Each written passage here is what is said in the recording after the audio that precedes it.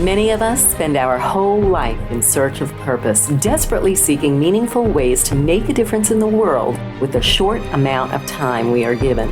The Deploying High podcast has been designed to help you analyze what gives you purpose. All right. Hello, everyone. You are listening to Deploying High.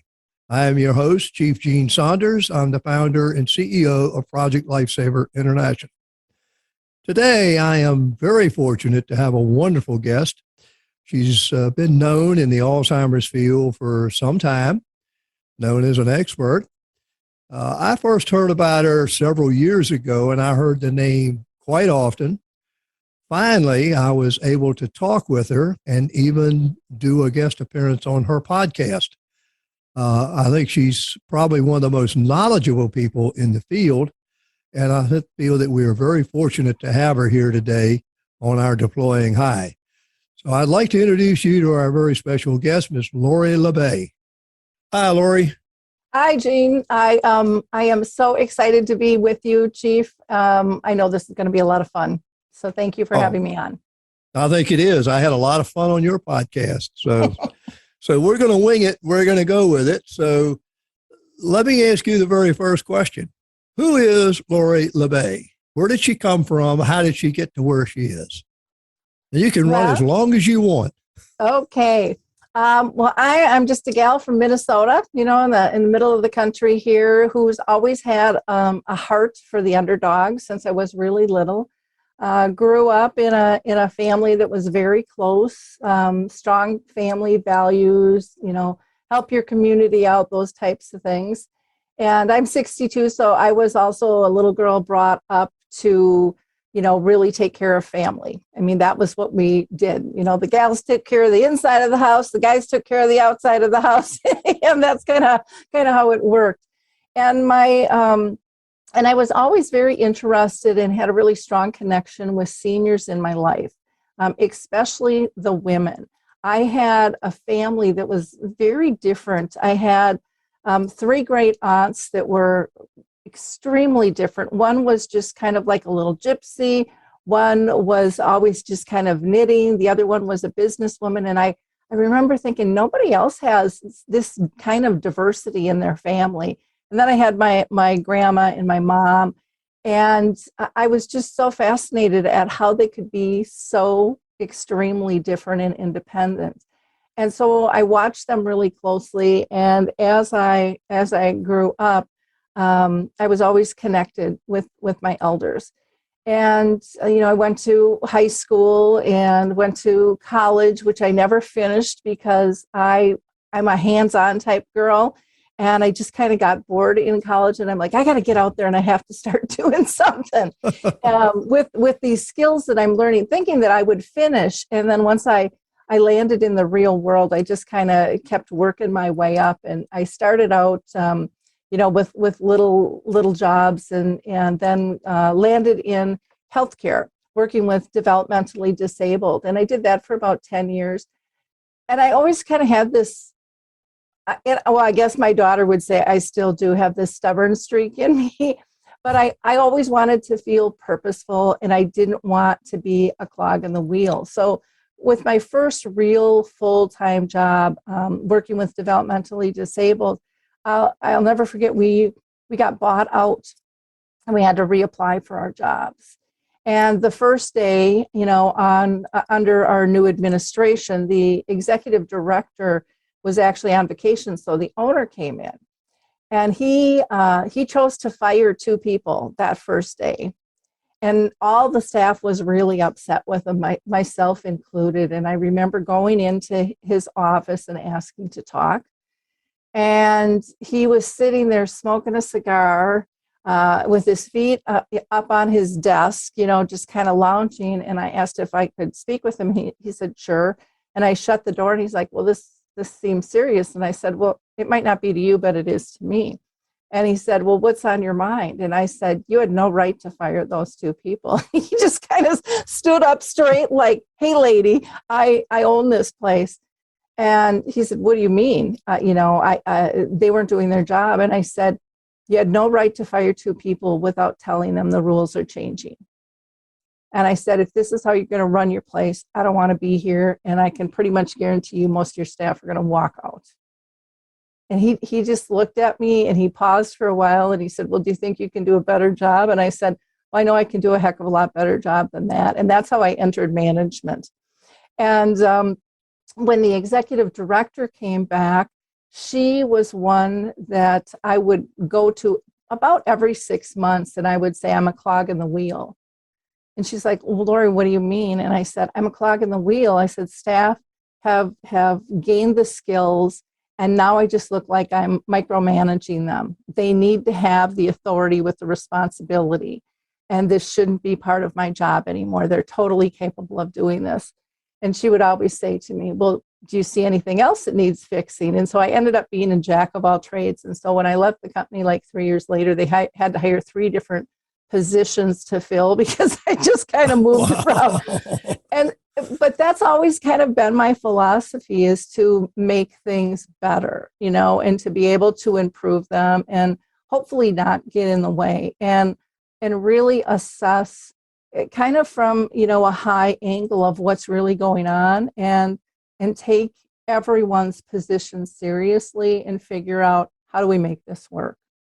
And so as I kept growing with the company, I ended up leaving. I ended up getting burnt out, and I entered real estate, and which was kind of a funny story because I've always been one to follow my intuition. I had never been in an open house. I never knew anyone who had moved. I mean, in my life, my neighborhood was really solid. And so, nowadays that sounds super, super silly, but I just knew I was supposed to go into real estate. And right away, I saw that we weren't meeting the senior housing needs. And back then, no one even talked about that. Everything was location, location, location. And so I created a program called Classic Lifestyles that helped the senior, the families, and the professionals work together and ease the process. And to, again, really listen. So I was working with a builder, for example, and I said, the public's perception is you don't know how to build a rambler, and they want a rambler because back then in the 80s, everyone was building 2 stories and splits because they were more economical. And they're like, well, what do you mean? Of course we can do that. And I said, I'm just telling you what I keep hearing over and over. It took me 2.5 years to convince them to put a rambler or ranch in the parade.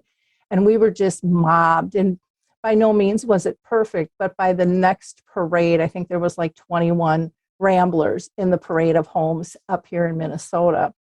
And, with the Classic Lifestyles program, it was about getting people to speak their truth. So what I saw was a lot of seniors would, for example, want to move, think about moving, knew it was too much work. The neighborhood had changed. Here in Minnesota, they close off their house, so they don't have to heat it in the winter. They got nervous about taking steps up and down, maybe to the laundry because it was in the basement most of the time. Many times they only had a bathroom on one floor. And but they didn't want to be a burden to their kids, and they didn't want to lose their independence. So they just kind of kept their lips zipped. And the kids would come and see that things have changed. Maybe the house isn't being maintained. Maybe their parents' health was starting to decline, but they didn't want to get in a fight. And oh my gosh, if they agree with me, I have no time to do this. So they would zip their lip. And then the professional would come in, and they were always looked at just being money hungry. And so I thought it was really important to communicate and get people to understand, the importance of life and situations, and things change, and how do you maneuver through those, and building in a support system. So that's kind of how Classic Lifestyles began, in terms of helping the public and families in general, helping professionals work within, and really doing what was best, for that older adult. And during this time, I worked a lot with senior communities, nursing homes. There wasn't a whole lot of memory care back in the 80s up here in Minnesota. A little bit here and there, but not like we have today. And it was actually that group that said, Lori, you need to start speaking on this, because I started sharing the stories about my mom, who had been living with dementia for so long. My mom lived with dementia for 30 years. And they said, you found hope and joy in a way to engage where everyone else looks at this as doom and gloom. And they need to hear this other side. And so I honestly didn't know if my colleagues were like, gosh, this story's getting really old. Maybe we can push her over here and she can tell it to somebody else, or if they really truly believed my story should be told. And yet, they were paying me to come and speak. So I thought, okay, I'll try a blog. And, like I said, I'm a girl from Minnesota. I didn't travel much. I just kind of a hometown girl. And all of a sudden I started writing stories about my experience with my mom, and people from around the world were responding to it, and which was very foreign for me. I had to learn about time zones and all of those types of things because that wasn't in my wheelhouse. And it was really incredible. And I thought, okay, I have to really make a decision here. And so in 2009, I said, all bets down. And I said, I'm putting up all my savings in my retirement, and I'm going to make a change. I don't know how it's going to happen, but I have to at least try because the need out there is really, really strong. And I also chose at that time not to align with any existing organizations because I didn't want to become part of them. I wanted to do something different. I really felt the need to be able to speak with people on using multiple types of platforms, because not everybody likes to read, not everybody likes to listen, some people like to watch. I mean, I just thought we needed to engage differently. So I created Alzheimer Speaks, and our goal has always been to raise everyone's voice. So that means everyone, from those diagnosed to family members to business professionals to advocates, singers, songwriters, researchers. We've had children on the show. My one rule is that we have a respectful conversation. In all of these years, I've never had a problem with that. We started with the blog in 2009 and then rolled out the radio show in 2011. I was lucky enough to help bring over the memory cafes, which are concepts that I learned about through the UK with Norms McNamara, who now leads up the Purple Angel movement, which is just a global symbol of, hey, we're all in this together. And then in 2012, I also started a Zoom platform like what you're using here, and I facilitate a conversation with who I believe are the real experts, and that is those diagnosed. And I always found it really funny through my journey with my own mom that they would ask anybody but my mom what was going on. And I thought, we're just all peeking in this window trying to figure out what's inside the house. Why don't we just knock on the door and ask? And I have found dementia chats to be so powerful. Every session we do, I learn so much. We've had people around the world call and say, can we use these for training? A lot of what I do, the majority of what I do is free because I don't think people have the funds to be able to buy this and buy that. And so it's like, absolutely, that's why we do these things, is to be able to share them. So much what I found in the industry, and I don't know if you've seen this, Gene, but everybody tries to create their own space versus collaborate with others. And I think when we collaborate, so often we can move the needle faster. When we just engage with one another and we feel comfortable referring somebody to this and that and different things, instead of saying, oh, that's a cool product. I think we'll design something like that, or, that's a neat program. We'll just call it something different. And what that does is that confuses the public on the whole. And so everything I do in the dementia space, and I do cover all dementias, I should clarify that. My company is Alzheimer Speaks. People say, well, why don't you call it Dementia Speaks? And I said, because back in 2009, no one was using the word dementia. And I've thought about rebranding, but I can tell you, there are people that don't like the word dementia. Pretty soon that's going to get kicked to the hill too. And so I'm just going to stick with Alzheimer Speaks. I think people know, who know me, that I'm open to all types of dementias and all different types of caregiving wrapped in that story, realizing again that everybody with dementia is different. You know, there isn't a process that goes, okay, they're going to go from here to here to here. They're going to be boom, boom, boom, boom. They're all over the place. And care partners or caregivers, carers, care companions, lots of names for that. We're all different too. And in every environment we enter, things change. And so we have to learn to be fluid. In 2013, I was lucky enough to partner with the Lutheran Home Association, and we launched the first dementia-friendly community in the United States. Which was really fun. I can't tell you how many times people tell me I can't do what I'm going to do. And I'm like, well, just watch me. Because I've kind of kicked the word failure to the curb.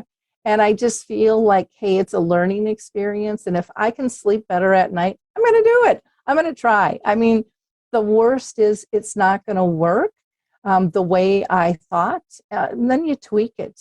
And if you're really off base, you go, that one didn't work, but what a beautiful lesson I learned in the process. And I try not to let those things get me down. I have also kicked the word perfection to the curb, because I think when you try to be perfect, it's a great way to procrastinate and never get anything off the ground. Plus, it adds so much pressure to you. But bottom line, I don't believe in perfection. I think perfection lasts a nanosecond, because everything is always changing and you can get close to it, but you can never recreate, something that existed. And I think, for me, one of the big lessons in dementia was learning to be fluid and realizing that you're going to have to constantly change. You're going to have to be probably more spontaneous than you've ever been. And that's okay. It's hard for, my brothers would refer to me as a control freak. I would say I'm just organized, and it's hard for people like me to a lot of times be spontaneous, because I grew up wanting things to appear perfect. And I've at 62, I've really learned I'm not so worried about perfect. I want people to enjoy life. People I engage with, I would like them to feel comfortable and hopefully happy and safe in my presence. And that's really my goal. And to always be listening and trying to create new things. So, we've done things with partnering with a director on a film called A Timeless Love. And, they came to me and said, how do we market it? And I basically said, I don't want you to market this any of the regular ways, and they're like, well, what's left? And I'm like, you have a prime piece of real estate out here that people need to see, but they don't need to see this film alone. Because sometimes when we watch a film, if it's too heavy, people will walk away and they're never going to see the end point. They're not going to see the joy. They're not going to see how people worked through things, if it's really emotional. And so I said, I'd like to see these done in smaller settings in community where like-minded people are gathering. And I want to do a talk back. And to this day, I still get people saying, oh, okay, a talk back, we'll get a panel of people. And I said, no, it's not a talk at the audience. It's a talk back. It's allowing them to download what they just experienced. Because we don't give people permission to feel. And so they can laugh, they can cry in a safe place, and we can have all those supportive services and products around them, as they're walking out and walking in, but they don't have to be main stage. I think we have to take care of people's hearts and give them permission to feel all that they're feeling, because we're a society, as you know, that's having a huge problem with mental illness. And I think a lot of that is because we're telling everybody to stuff it. Don't show that, don't act out. Nobody feels like that. Well, sorry, everybody feels like that. It's just how you react to those feelings that can get you in trouble. But if we can learn to talk through them, it becomes easier, and then all of us become more knowledgeable in terms of how do we truly serve. We're not serving superficially. It's not a Facebook post or an Instagram that says life's great. It's not about that, because sometimes life isn't great, and that's okay. Those are where the lessons come in. So always trying to do new things. We did a cruise for people with dementia and their families, which was really a lot of fun. We've launched Dementia Map, which I partner with Dave Wiedrich on, who is the founder of the Memory Cafe directories for 5 different countries. And our goal there is to make it easy to access services, products, and tools, and general information. We also believe that all services, products, and tools are of value. What I think is of value, you might not, but that's okay. That doesn't mean we shouldn't share it. Different cultures, different economic statuses, all different types of beliefs have a right to have access to things. And that was one of the issues I guess I had, back in the day. And again, I have to preference, my mom's been gone since 2014. And so, 30 years of life, there wasn't even much talk about dementia or Alzheimer's, back in the day. But what we find is that doctors still aren't giving people resources. I mean, most of them don't even get, the number to the Alzheimer's Association. And so they're lost. They don't know where to go. They don't know what exists. They don't know what terms to even look for, because they haven't been there before. So, we need to get information into the clinics and the hospitals and the clinicians. I think it'll make their job easier when they have to give a diagnosis, because they won't feel like there's nothing they can do. They don't have to let them leave the room with the words hanging in their head. And don't forget to get your affairs in order. You don't have long to live. I mean, that's kind of how it works. They they get their prescription, they get another appointment, and that's what they're told. And it's like, and then they go sit in their car and they cry because they can't even drive home. And that needs to change. And so, DementiaMap.com, we're just growing it slowly. We want to make sure people who are in it are going to respond to those who need services, products, and tools. And I want to thank Project Lifesaver for believing in Dementia Map and being part of that whole process in and of itself. We're just thrilled to have you guys with us. We're honored to be there. Yeah, it's a lot of fun. You're going to have to for sure list on the calendar your podcast too, for people to listen yes, to. Absolutely. Yeah. You hear that, engineer? Yep, as an event. In this journey that I've been on, I'm always trying to do things a little bit different. So, I've created some quick tips of things I wish people would have taught me. We just started a Dementia in the Arts educational program, which is fascinating. And I'm only going to do it once a quarter because I just don't have time to do it more. But this is where people with dementia share their artwork, and they explain what they get out of it and what it means. And it is fascinating. There was one gentleman who did a clay piece, and he showed it at first, and it was just a kind of a square gray clunk of clay. And then it had 2 slits for an eye and a slit for a mouth. And even me, who's been in this industry for, since 2009 and had a mother, for 30 years with it, I looked at it and I thought, oh, that's kind of basic. I didn't say that out loud, but that's inside what I was thinking. And then he turns this piece to the side, and on the back side, it has blue and gray, or blue and yellow and green just flowing out the back of the head.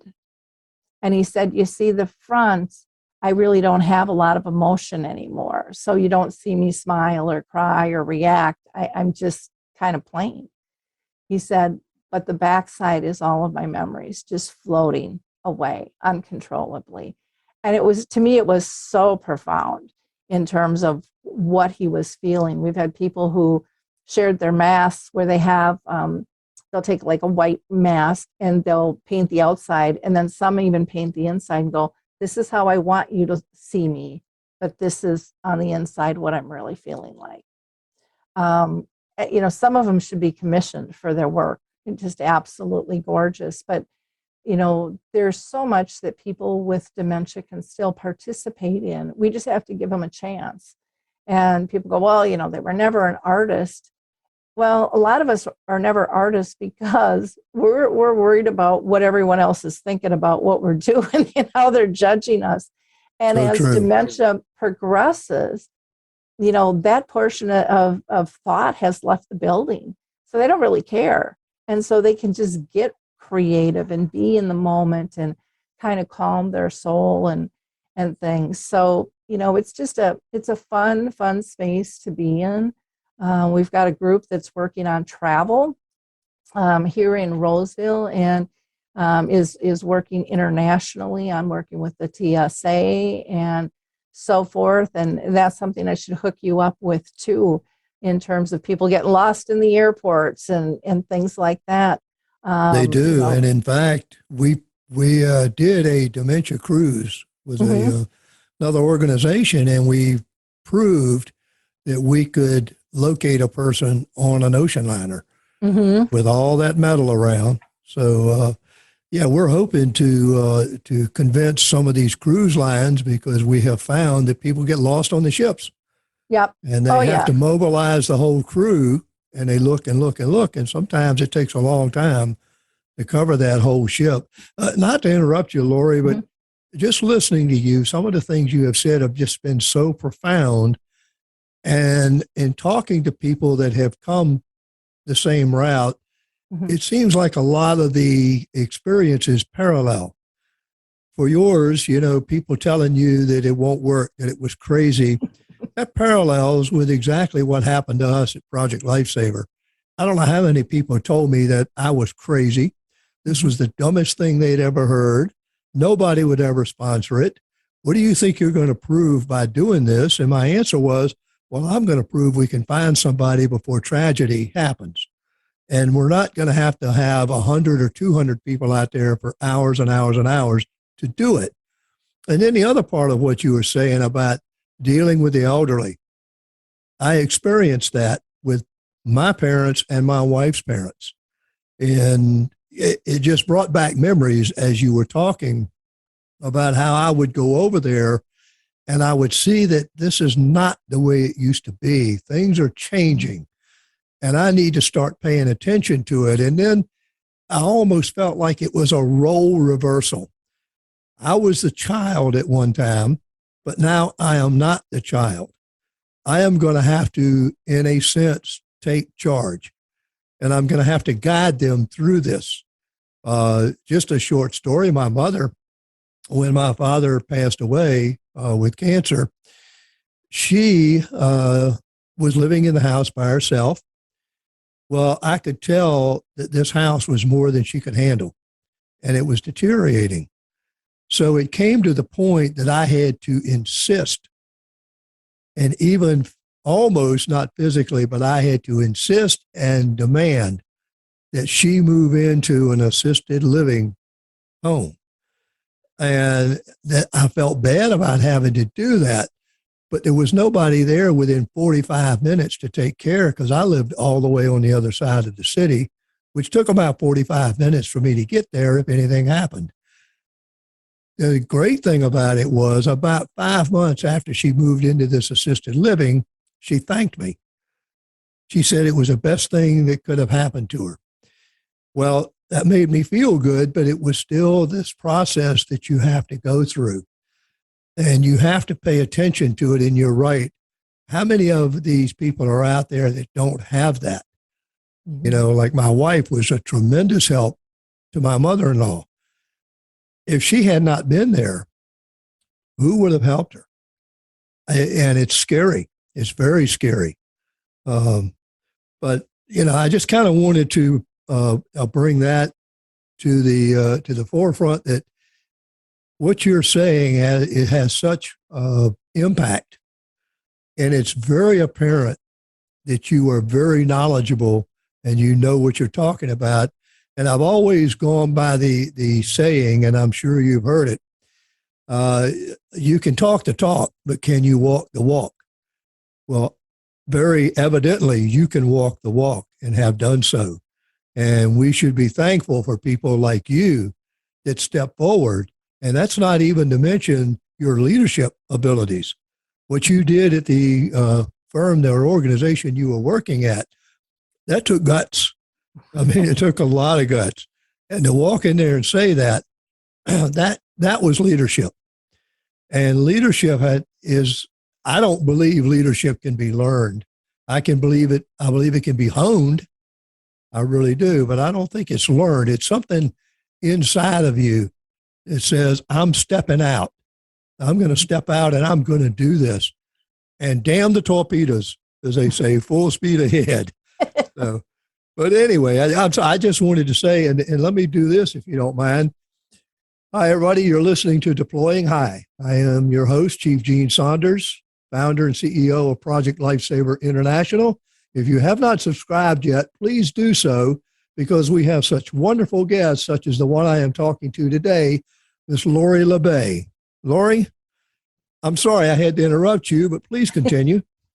No. It was interesting when you were talking about your own family, and there are so many people who don't have family or don't have family to help. They don't get along, they don't communicate, they've parted ways. And I think the world we're living in right now, has really lost the ability at the level it once was to be compassionate and to be helpful. We've gotten so much more me-oriented versus we-oriented. And, I've said this for a long time. People think I'm nuts, and I don't care. But I really think dementia is here to teach the world a lesson on, getting back to basics, kind of going down to the very basics of Maslow's theory, of what makes us happy, what makes us feel safe, what are the comforts that we truly, truly need in life. And, for me, on my journey, my mom taught me so many beautiful life lessons, and they're there to be learned no matter what your relationship is with your person with dementia. If it's a parent that you love dearly and had a great relationship, or maybe one, where you were abused, there are still lessons to be learned in this process. And part of it is, lessons for us in learning how we treat one another. One of the biggest things I think people tend to rely on is the verbal word. And as dementia progresses, people lose that ability to communicate in that light. And so we have to get back to consciously reading our nonverbals that we take for granted. It's kind of like music in the background. We all love music, but we really don't give it the credit that it deserves for changing our moods. It can make us cry, it can make us laugh, it can make us do a lot of different things. But we don't really think consciously about that. We just turn on the stereo or turn on the radio in the car, or, on our phone, whatever it might be. But we're doing that for a reason. We're getting something out of that physically, in our mind and in our body. And so, learning that as people age, they're touched less. And so just holding somebody's hand or giving them a hug, you might get one every day from your wife, or multiple times a day. For a senior who's living alone, they may not be touched in months. That's a huge gift, just to be able to hug somebody or hold their hand, or, rub lotion, on their hands, whatever it might be. But learning to live in their presence, learning to be comfortable in silence. I know for myself, sometimes when I'm nervous, I just I feel the gap and I just start yapping. But yet with my mom, when she wasn't verbal, I I learned to be able to stop what I was doing and just sit in her presence in complete silence. And it was, to be able to absorb that and think, how safe is this? How comfortable is this? And to be comfortable being just in someone's presence. We hear a lot with dementia about people, shadowing somebody, and how it drives people crazy. They stop and the person with dementia is right behind them, and they literally bump into them. They're like, I need some space. Kind of like when if you've ever had a toddler, you just kind of lock yourself in the bathroom. Mommy's going potty, even though you're not, you just want a little bit of quiet time. Yeah. And yet, if you go back and think why that person needs to be so close to you, is kind of like a child who has a security blanket or a little, plush stuffed animal that they can't go to sleep without. You've become that for them. And when you think about that, being able to be that gift of comfort to someone, it kind of releases, gosh, they're going to bump into me if I stop. You become more conscious of how you stop, so you give them warning, and you're comfortable knowing that you're making them comfortable. And when your loved one or the person you're caring for is comfortable, it's going to make your day much easier. Many times a person with dementia might be perfectly fine, and we walk in the room with an attitude that we don't even know is showing, because we're thinking we're hiding it because we're putting kind of a plastic smile on our face. But a person with dementia, like any other disability, their other senses increase, and so they're really focusing on your nonverbals. And when you're nervous or angry, a lot of times they mirror that back, and then we say, well, they're the ones that are nervous and angry. They started it. And it's like, no, they were perfectly fine before you came into the room. And so really learning to take responsibility for our own communication style and being more aware of those types of things. The list of lessons goes on and on. Learning the difference between the past, the present, and the future in terms of how you spend your time. This one I absolutely love, and I use almost on a daily basis for myself. But a lot of times when we're stressed and with dementia, we go through multiple losses, and we're spinning in the past. We want things the way they used to be, and you can kind of go down that rabbit hole. But when you think of, your sadness and your grief, because that's really what it is, you feel that you've lost that, and you're spinning, trying to figure out how to get that back. For me, what I say is, how lucky am I to feel the loss at this level? Because the only way I could feel the loss at that level is to love that deeply. And some people never have that opportunity to love somebody that deeply. So that's a gift. And that helps me kind of pull out of the rabbit hole. And then a lot of times, if you're a control freak, as I'm referred to by my brothers, in your planning, you're planning and you're planning, and you have plans A through Z because you want to be prepared for what could happen. What I realized was, gosh, no matter when, things hit the fan, I'm going to have to replan and reassess again. And so I don't do as much planning. I've learned to trust myself, knowing that my knowledge base is going to constantly be changing. My resources that I have are going to constantly be changing. And I am going to be able to come up with the best plan in the moment, no matter what happens. And just leave it at that. Because when you're spinning in the past or spinning in the future, you're void of the present. And the present is the only time that you can create joy or identify it. And when I ask people, do you want the tears from the past of the grief? Do you want the fears of the future? Or do you want the joy? Everybody wants the joy. Then we have to be more conscious about being in the present and really rationalizing the past and the future out, because we don't have a lot of control over either of those things, but we do in the moment. And, in the moment, you can change somebody's life by just smiling at them, giving them eye contact, shaking somebody's hand, making them feel included. And you might not know how much that helps somebody because they might be a perfect stranger on the street. But you might have just saved a life just by having a human connection and being compassionate and being a kind person. Kindness goes a really, really long way. And I'm sure you see that just even in your rescues, what a smile and eye contact can do, or a hug or whatever it might be, but just slowing down to say, you're important. We're so glad we found you. People were worried. No, you're right. I can attribute just one example where I searched and located a gentleman, and I asked him where he was going. He was going to meet his parents. Well, his parents had been deceased for some time.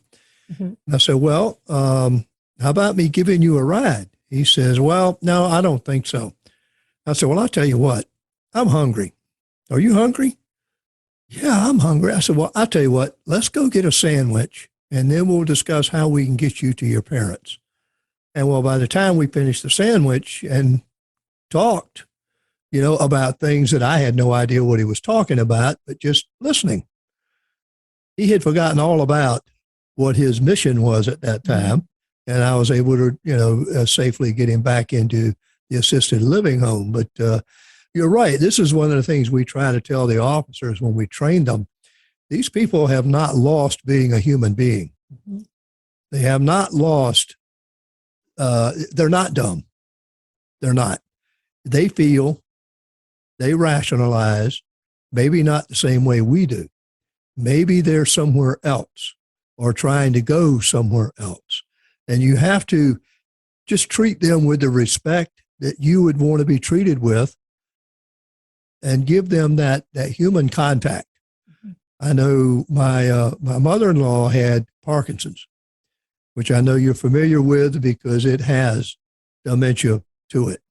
Mm-hmm. And in the final stages, I'm convinced that COVID hastened her departure. Up until COVID hit and we were not allowed to visit, she was doing fairly well. My wife would be there every day, having that human contact, having that conversation. If my wife couldn't go, I would go. Our visits were potato chips and Coke. If I took her over to the other side, got her some potato chips and a Coke, and just listened to her, everything, she was happy, just as happy as she could be. Well, once all that communication was cut off, we could see when we finally got to see her, it was amazing how far down she had gone. And it wasn't but about 2 weeks after that, she passed away. So I think it's very profound. I think there's a lot to what you say about communication, human contact. And I think if we really think about it, we're the same way, even though we may not be in dementia. We like human contact. We like to have the feeling of being a part of something. So, I think it's great what you're saying. Unfortunately, Roy, we're out of time. I would like very much to have you back because I think there's a lot more that you can teach us and that we can hear and get more of our members involved. And thank you for being at the conference. It was a big hit. Thanks to you and others. But it was a great experience. And it's definitely something I want to do again very, very soon, if you will. You're listening to Deploying High. I am Chief Gene Saunders, your host, founder and CEO of Project Lifesaver International. We have been talking with Miss Lori LeBay, who it has been delightful, absolutely delightful. As long as I've been doing this, I learned something. And I think if you learn something every day, you're still progressing. So, Lori, if there's anything you'd like to say in closing. I would just like to say, thank you, Chief Saunders, for having me on.